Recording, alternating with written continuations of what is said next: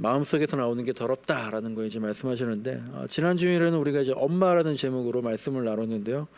제가 지난주 뭐 이제 평소에도 그럴 때가 있지만, 그러니까 지난주엔 특별히 더 설교하고 나서 제가 무슨 말씀을 전하려고 설교했는가 그런 게 이제 많이 생각이 났어요. 어머니, 뭐 엄마, 뭐 엄마는 누가 돌보나 막 이런 얘기를 하려고 했던 건지, 리브가가 천만인의 어머니입니다 라는 걸 얘기하려고 했던 건지, 여성분들은 엄마냐 아내냐 딸이냐 뭐 여인이냐 이런 정체성에 대해서 얘기하려던 거 했는지, 뭐 아무 걱정하지 마세요, 괜찮아요, 엄마는 위대합니다, 당신 탓이 아닙니다, 이런 자존감에 대해서 얘기하려고 했던지, 이런 것들을 다 통틀어서 얘기하려다가 무슨 얘기했나 잘 모르겠더라고요.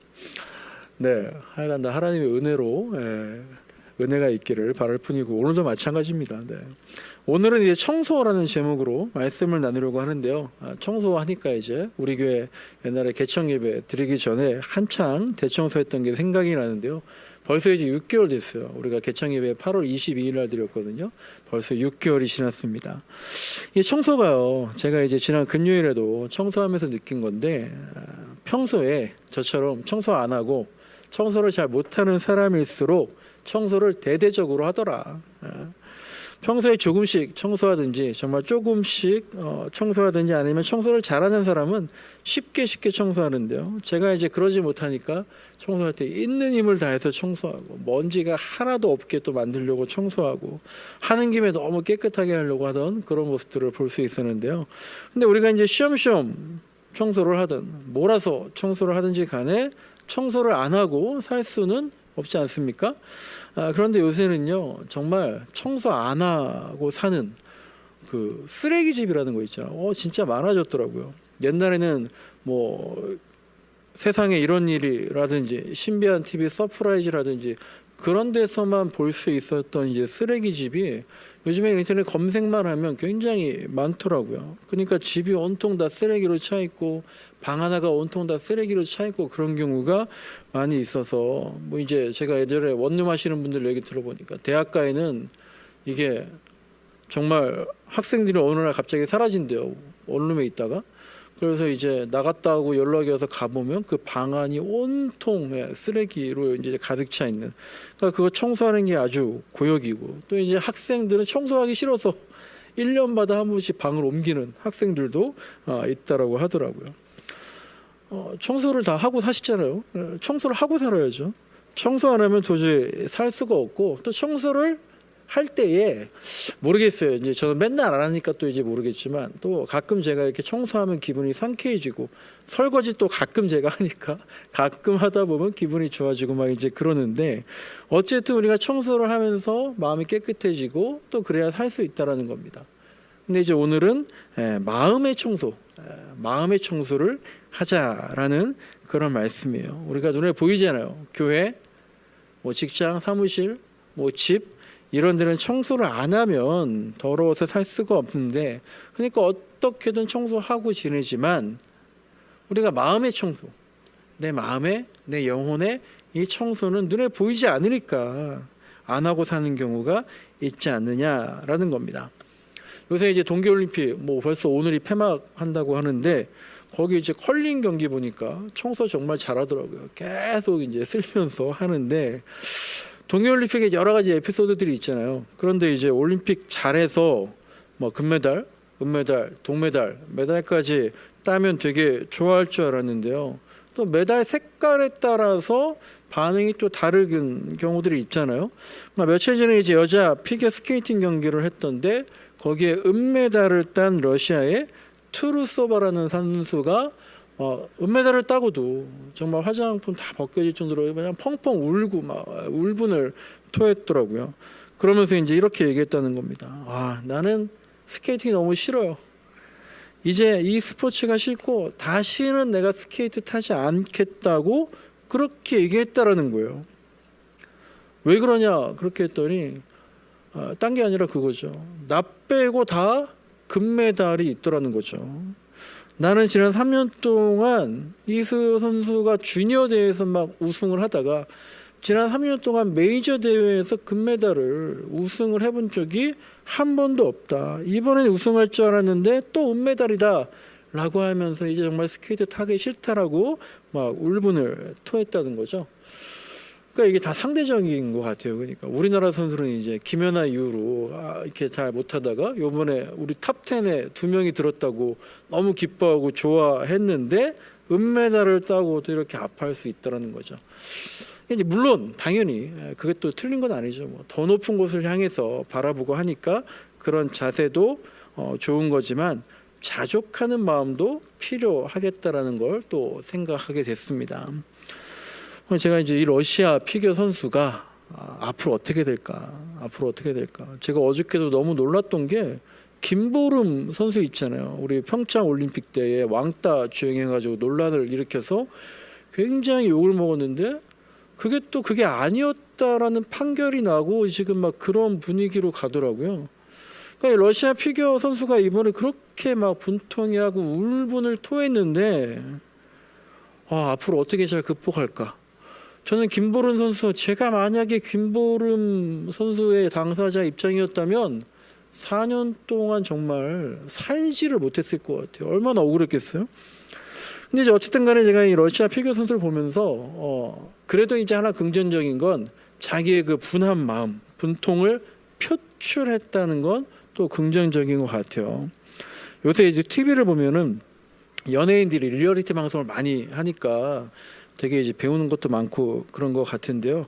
최근에 이제 TV에서 유행했던 그 스트리트 우먼 파이터라는 수우파라는 곳에서 뭐 나왔던 그 댄스 경연대회에서 나왔던 가비라는 댄서가 어느 TV에 나와서 그랬다는 거죠.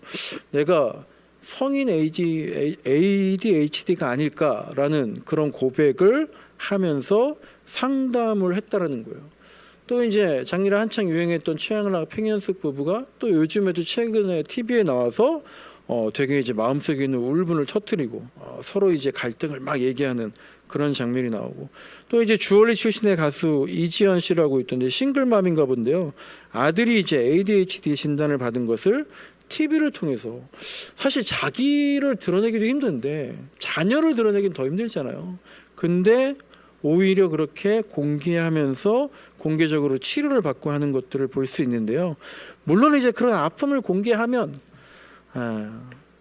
정말 대단한 각오가 필요하죠. 다 좋은 것도 아니고 또 안 좋은 것도 아닌 것 같은데, 또 댓글들이 막 상처를 받을 수 있고 여러 가지 시달릴 수도 있겠지만, 또 이제 그때 표출하고 알리는 것이, 그리고 주변 사람들은 그것을 그냥 있는 그대로 받아주는 게 어떻게 보면 마음의 병을, 마음의 아픔을 미리 예방하고 치료하는데 좋은 방법일 수도 있는 것 같습니다. 근데 이렇게 어쩔 수 없이 공개적으로 혹은 자의로 이렇게 공개할 때 하는 사람들만 있는 것이 아니라요. 우리가 사실 저나 여러분이나 누구도 여기서 마음의 아픔, 상처 없는 사람이 어디 있어요. 누구든지 다 마음의 치유 받아야 되고요. 마음을 수련해야 되고요. 마음을 다스려야 되고 마음을 고쳐 먹어야 되고요. 그걸 이제 오늘 설교 제목에 빗대어서 말하면 마음을 청소해야 된다. 누구나 다 마찬가지라는 거죠. 그러니까 예수님이 오셔서 뭐 하셨나요? 우리의 마음을 청소해 주려고 수많은 말씀을 하셨던 거죠. 여러분 이제 오늘 이번 주 위클리 동행하마 보신 것처럼 12년 아파한 혈루증, 육신의 아픔도 고치시고, 또 죽은 회당장의 야이로의 딸도 살려주시고 하셨지만, 예수님은 또 사마리아의 우물가에서 여인의 마음을 고쳐주시고, 남편이 6명이라 했던 그 여인의 마음을 고쳐주시고, 또 간음죄로 잡혀온 여인의 마음도 치료해 주시고, 그리고 바리새인하고 서기관들한테 그렇게 말씀 많이 하신 것도 그들의 경직되고 굳어있는 마음을 청소해 주려고 하셨던 그런 말씀들을 많이 하셨죠. 오늘 본문도 마찬가지입니다. 오늘 본문은 이제 큐티인의 이번 주말 말씀 묵상인데요. 외식하는 사람들이 뭐예요? 겉으로는 깨끗한 척하지만 실제 속으로는 정말 쓰레기 같은 사람들에 대해서 예수님께서 하신 말씀이에요. 이 마가복음 7장을 쭉 보면은 예수님과 제자들이 손을 씻지 않고 떡을 먹는 장면이 나옵니다. 그러니까 아니 너희들과 스승은 왜 손도 안 씻고 떡을 먹냐? 이게 이제 왜 더럽게 손도 안 씻고 먹어? 이게 아니잖아요. 유대인들 정결법에 어긋나는 거니까 그걸 가지고 뭐라고 하는 건데 예수님께서는 그런 거죠. 허례허식, 겉으로 드러내 보이는 경건, 이런 것만 중요한 것이 아니라 마음 역시 중요하다라는 거죠. 그리고 우리가 읽은 말씀처럼 실제로 사람을 더럽히는 것은 마음속에서, 더러운 손뿐 아니라 마음속에서 나오게 된다라는 말씀을 하신 겁니다. 근데 이제 여기서 이런 말씀 드릴 때 우리가 좀 오해하지 말아야 될 것은, 제가 한 말씀 드리자면 겉이 중요하지 않다라는 건 아니라는 거예요. 예수님이 자꾸 안식일을 어기시고 주일을 지키지 않으시고 정결법을 어기시고 했던 게 일부러 보란 듯이 충격요법을 주신 것이지, 무조건 다 고치고 뜯어내고 이거 틀렸다 다 틀렸다 겉은 중요하지 않다 막 이렇게 하신 게 아니라는 거예요. 예수님이 성전에 있는 상인들의 좌판을 다 엎어버리시기도 했지만 동시에 당시의 교회였던, 하나의 제도였던, 전통이었던 회당에서도 계속해서 그 틀 안에서 말씀을 전하시고, 우리가 잘 알고 있는 유명한 말씀인 내가 율법을 폐하려고 없애려고 온 것이 아니라 율법을 완전하게 하려고 오셨다라고 하신 거잖아요. 그리고 제가 좋아하는 말씀 중에 예수님께서 이런 말씀 하셨거든요. 이것도 행하고 저것도 버리지 말아라. 이건 틀렸으니 저거다가 아니라요, 이것도 행하고 저것도 버리지 말아라 라는 거예요. 우리가 유명한 말 중에 새는 좌우의 날개로 난다 그랬잖아요. 그러니까 새가 날아가는 게 목적이지, 새는 나는 게 목적이지, 좌로 왼쪽 날개로 날든 오른쪽 날개로 날든 날아가는 게 목적이다라는 거죠. 어쨌든 예수님이 오늘 본문에서 더러운 마음, 악한 마음 이런 거다라고 쭉 말씀하시는데 어떤 게 제일 마음에 찔리십니까? 다 마음에 찔리는 것 같은데요. 21절에 첫째로 음행이다라고 나와 있어요. 그리고 음행뿐만 아니라 22절에는 간음과 방탕, 이거 다 악한 거다라고 나오는데요. 예수님께서 의외로 사복음서 마태, 마가, 누가, 요한복음 보시면요, 의외로 간음과 어떤 이런 음란에 대해서 많은 말씀을 하고 계신 것을 볼 수 있어요. 예수님이 이제 아까도 말씀드린 것처럼 간음한 여인을 돌로 쳐 죽이려는 사람들한테 말씀하신 게 있잖아요.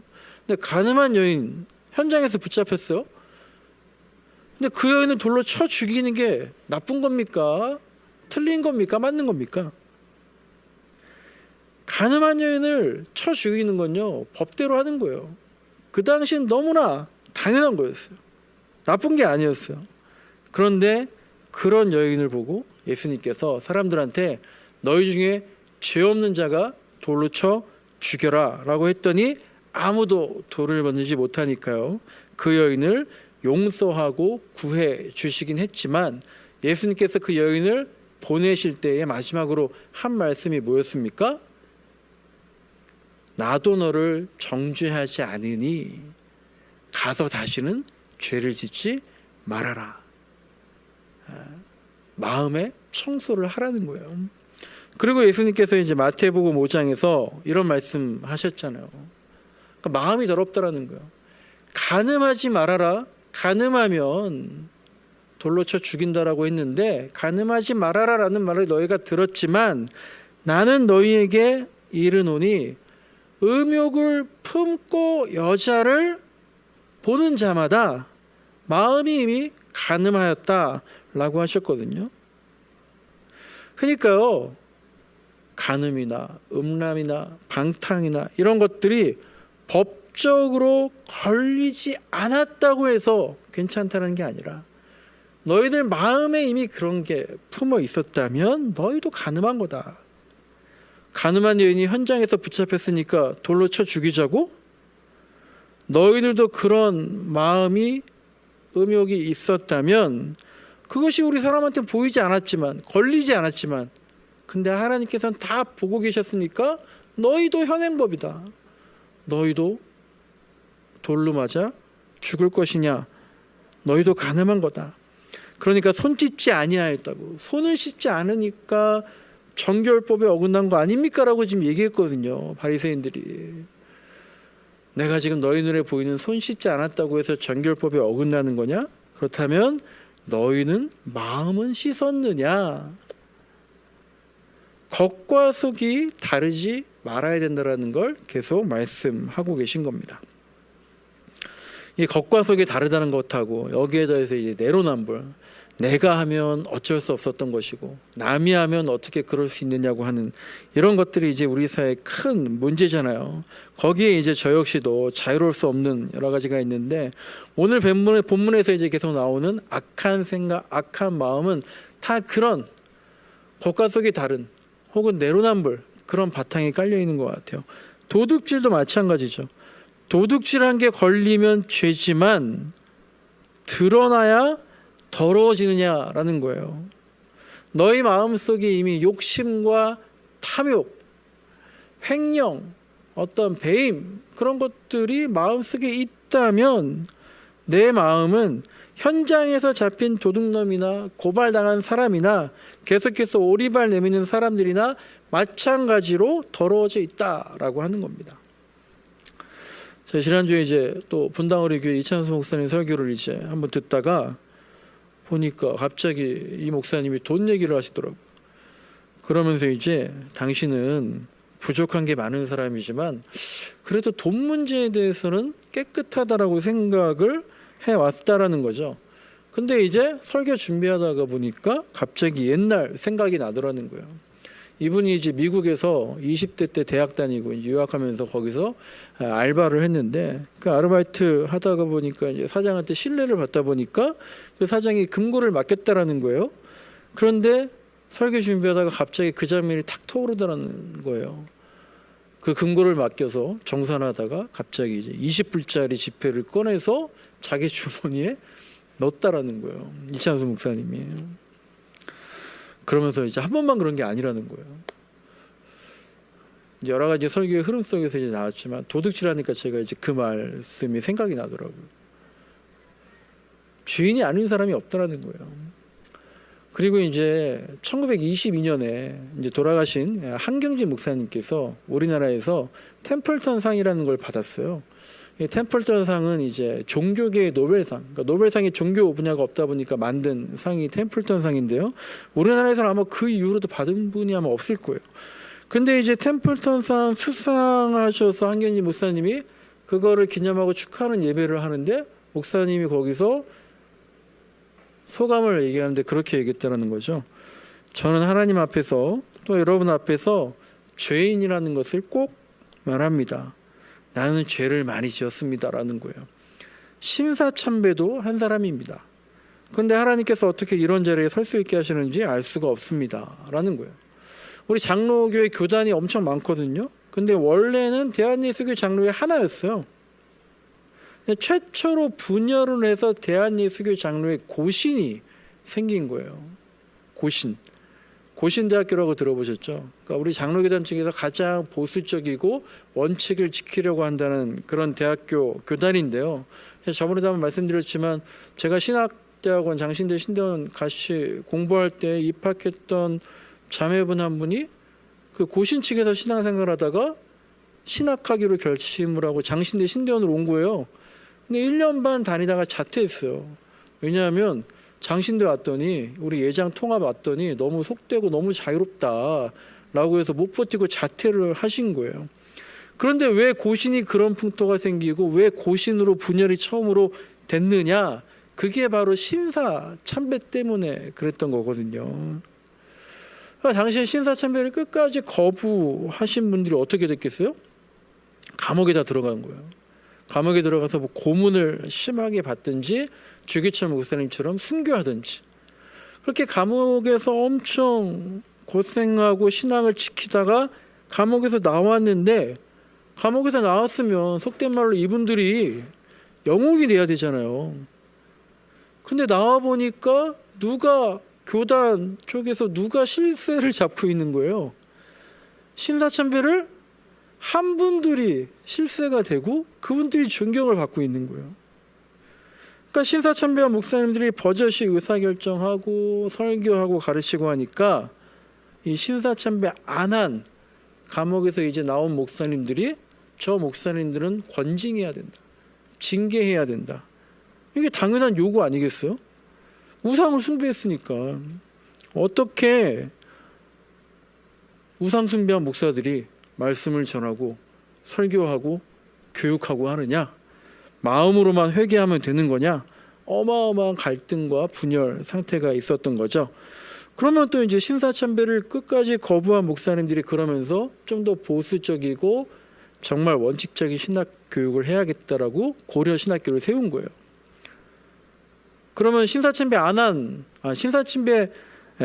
목사님들, 그러니까 신사참배 한 목사님들은 그런 걸 보면서 어떤 생각이 들겠어요? 여러분들이라면 어떻게 했겠어요? 우리가 잘못했습니다. 정말 우리가 정말 죽을 죄를 졌다고 다시 이럴 줄 알았지만 시간이 흐르는 게 참 묘하잖아요. 그렇게 신사참배 하신 목사님들이 나중에 어떤 말을 했냐면 우리도 할 만큼 했다라는 거죠. 당신들만 순결하냐? 우리도 어쩔 수 없었다. 당신들 감옥에 있었다고? 우리도 감옥이었다. 우리가 아니었으면 지금 이남아 교회도 다 없어졌을 거다. 그러지 않았겠어요? 그러면서 이제 대한예수교 장로교가 분열이 시작된 게 바로 신사참배인데 한경진 목사님이 그 신사참배를 안 했으면 좋았을 텐데 했다라는 거예요. 그런데도 템플턴 상을 받았으니까 내가 죄인인데 어떻게 이 상을 받았는지 모르겠습니다라고 축하하는 자리에서 그 말씀을 고백을 하시는 거죠. 죄를 지을 수 있죠. 근데 더 큰 문제는 마음속에 그리고 실제로 얼마나 회개하고 살고 있느냐라는 겁니다. 예수님도요. 도둑질도 마찬가지더라고. 아직도 오리발만 내밀고 있느냐? 아직도 마음에 청소하지 않았느냐? 그러면 쓰레기라는 거죠. 살인도 마찬가지입니다. 마음속에 살의가 가득하면 이미 저 사람 죽인 거다라고 얘기하시는 거예요. 자살도 마찬가지래요.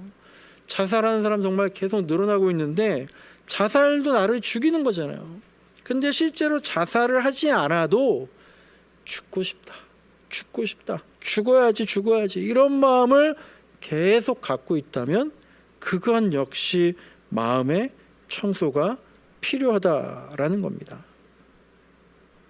오늘 본문 계속 보시면 우리 마음에 있는 악한 것들이 또 이것 말고도 악의, 시기, 질투, 악한 시선, 교만 이런 것들이 있다고 합니다. 근데 우리가 이제 웬만하면 이제 그런 말 하죠. 악의로 그러지 않잖아요. 악의로. 나쁜 마음으로 우리가 실수할 때 보면 나쁜 마음으로 악의를 가지고 하지는 않잖아요. 그러니까 이제 우리가 종종 그런 말 하는데 내가 악의는 아니었다라고. 실수한 거라고. 악의는 아니었어요. 나쁜 의도는 아니었어요. 라고 얘기하는데 한번 돌아보면 정말 그럴까? 정말 악의가 없이 얘기한 걸까? 제가 언제 한번 영화인가 드라마인가 봤을 때 좀 충격적인 대사가 있었는데 그게 뭐냐면요. 이제 아내가 남편이 한 말로 되게 굉장히 괴로워요. 남편이 아내한테 말로 상처를 준 거죠. 그런데 그 남편이 하는 말이 이거였어요. 아내가 너무 괴로워하니까 뭐라 그러냐면 당신의 그런 반응을 보고 싶었어. 그런 거예요. 당신이 그렇게 아파하고 괴로워하는 걸 보고 싶었다는 거예요. 그래서 악의를 가지고 일부러 그런 말을 했다는 거죠. 제가 마음속으로 한편 찔리더라고요. 네. 저도 그런 때가 있었던. 네. 그리고 또 한편으로는 나만 그런 건 아니었구나. 네. 우리가 보면은요, 직장이나 학교나 집안이나 교회에서도요, 일부러 그렇게 나쁜 의도로 말하는 경우도 생각보다는 많다라는 거예요. 악의는 아니었어. 내가 일부러 그랬겠냐. 나쁜 의도로 그런 거 아니야. 그런데 한번 돌아보면 그게 계속되고 되풀이 될 때에 내 마음속에 어떻게 보면 그것 때문에 고소하다는 생각이 들지 않는지, 그런 거 역시 마음의 청소가 필요하다라는 겁니다. 그리고 이제 악한 시선, 교만, 사기 이런 것들이 아까 말씀드린 것처럼 겉으로 드러나서 법에 걸리고 죄를 받았을 때만 더러운 게 아니다. 손 안 씻었다고 정죄하는데 실제로 너희들 마음은 어떠냐? 오히려 마음속에 더럽고 악하고 시기하고 질투하고 고의적인 것들 득실되느냐? 이런 게 오히려 마음속에서 나오는 게 우리를 더럽히는 건데 그거는 왜 인정하지 않느냐? 마음의 청소를 했느냐라고 예수님께서 말씀하시는 겁니다. 예배를 드린다는 게요, 우리가 말씀 보고 설교를 듣고 찬양하고 기도하는데 이 예배를 드린다는 게 하나님의 뜻을 아는 것, 또 하나님을 경배하는 것, 이런 것도 있지만 하나님과 상담하는 것도 있는 것 같아요. 그래서 우리가 인사할 때 예배 드리니까 살 것 같습니다라고 인사하잖아요. 그게 우리가 예배 드리니까 하나님 만나니까 마음이 청소되고 마음이 치유가 되고 이런 기능도 있는 것 같아요. 또 그러니까 예배가요, 일요일 날 어느 공간에서 내가 한 번 드리고 끝나는 게 아니라 삶이 예배라고 하잖아요. 그 말은 뭐냐면 삶에서 계속 예배 드릴 때, 오늘 예배 드리고 이제 예배 드렸다 끝났다가 아니라 삶이 예배지, 여기가 교회지 라고 하면서 삶이 예배다라고 생각하면서 살아갈 때에 내 마음이 계속해서 청소된다라는 거예요. 이 고도원의 아침 편지라는 데서 이런 글을 봤는데요, 나눔과 교제 프린트 해드린 것에 있잖아요. 제가 한번 쭉 읽어보겠습니다. 한 번 청소했다고 해서 방 안이 언제나 깨끗한 채로 있는 것은 아니다. 마음도 그렇다. 한 번 좋은 뜻을 가졌다고 해서 그것이 유지되지는 않는다. 어제 조여맨 끈은 오늘 느슨해지기가 쉽고 내일이면 풀어지기 쉽다. 나날이 끈을 여미어야 하듯이 사람도 결심한 일을 거듭 여미어야 변하지 않는다.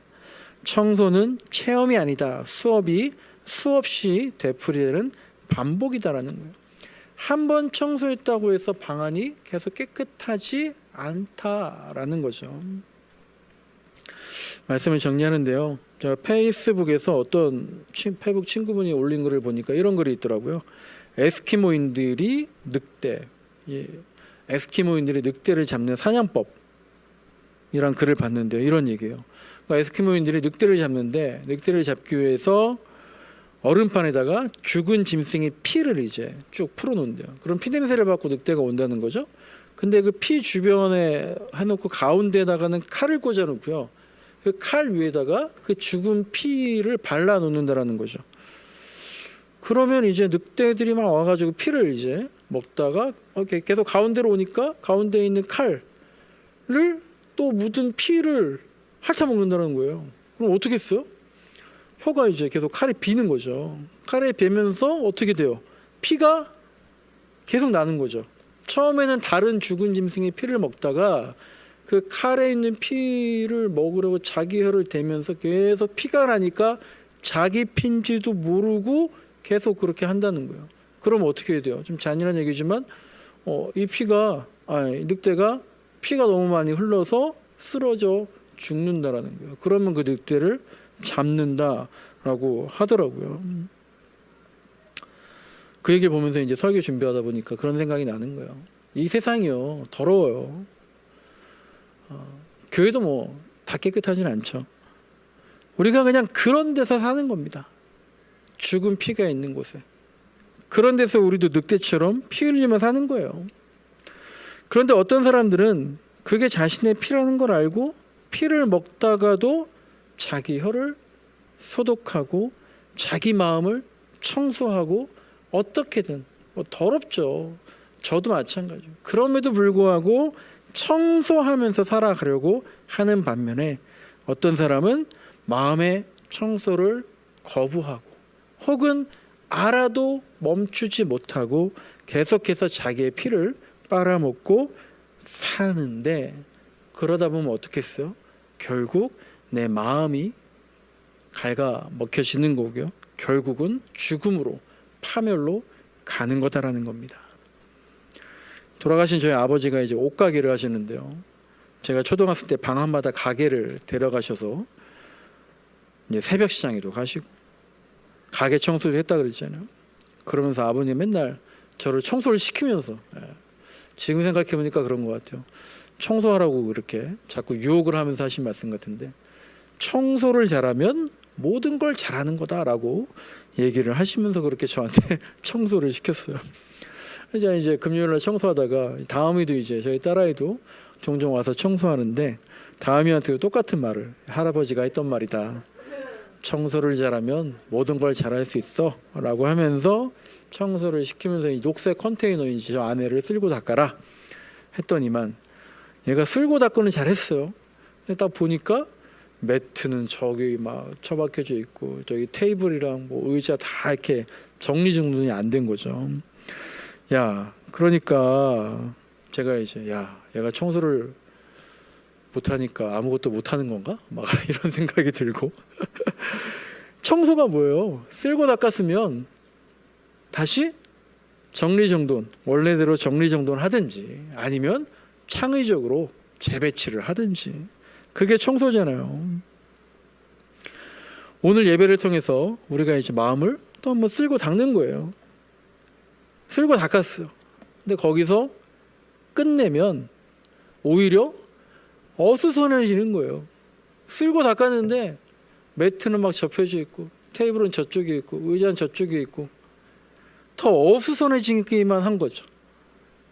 쓸고 닦았으면 원래 있던 대로 그 자리로 정리정돈 하든지, 아니면 새로운 자리로 재배치를 하면서 새롭게 꾸며내든지, 그렇게 청소를 반복하면서 우리 마음이 깨끗이 되기를 소망합니다.